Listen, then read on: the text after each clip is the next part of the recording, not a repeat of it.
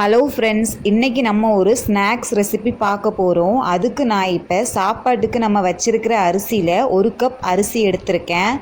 நம்ம சாப்பாட்டுக்கு யூஸ் பண்ணுற அரிசி எந்த அரிசியாக இருந்தாலும் பரவாயில்ல. அதை நல்லா வறுத்து எடுத்துடலாம்.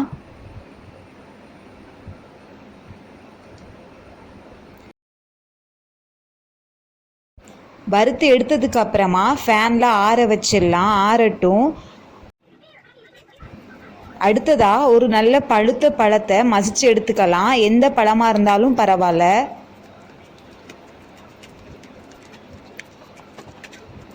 இப்போ நம்ம வறுத்து வச்ச அரிசி நல்லா ஆறிச்சு. அதை மிக்சியில் பவுடர் பண்ணிக்கலாம்.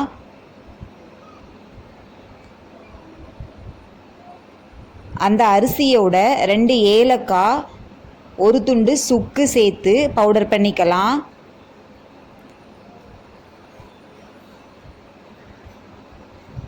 இந்த மாதிரி பவுடர் பண்ணி எடுத்துக்கலாம். அடுத்ததாக கடாயில் 1 ஸ்பூன் நெய் சேர்த்துடலாம்.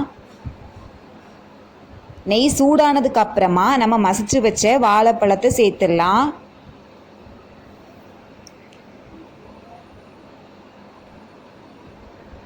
அதை கொஞ்சம் வதக்கிக்கலாம். வதக்கினதுக்கு அப்புறமா நான் இதில் 4 ஸ்பூன் சர்க்கரை சேர்த்துருக்கேன். உங்களுக்கு இனிப்பு இன்னும் எக்ஸ்ட்ராவாக வேணும்னா இன்னும் 2 ஸ்பூன் சேர்த்துக்கலாம்.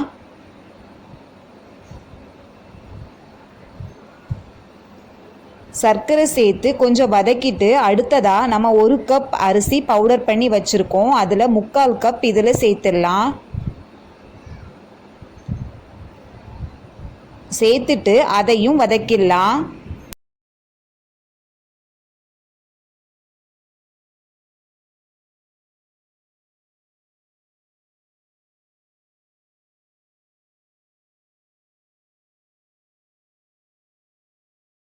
இந்த மாதிரி வதக்குனதுக்கு அப்புறமா அடுப்பை ஆஃப் பண்ணிடலாம்.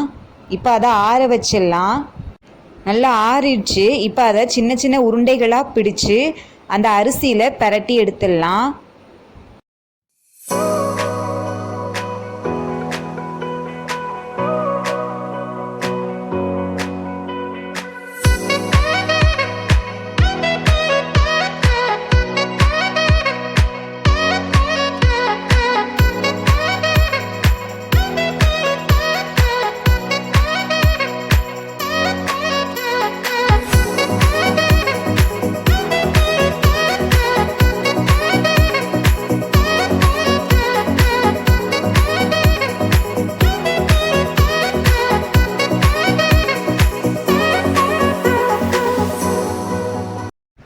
இது ஒரு ஹெல்த்தியான ஸ்நாக்ஸ் ரெசிபி. ஈவினிங் டைமில் பசங்களுக்கு செஞ்சு கொடுக்கலாம். வீட்டில் இருக்க பொருட்கள் வச்சே டக்குன்னு செஞ்சிடலாம். ட்ரை பண்ணி பாருங்கள்.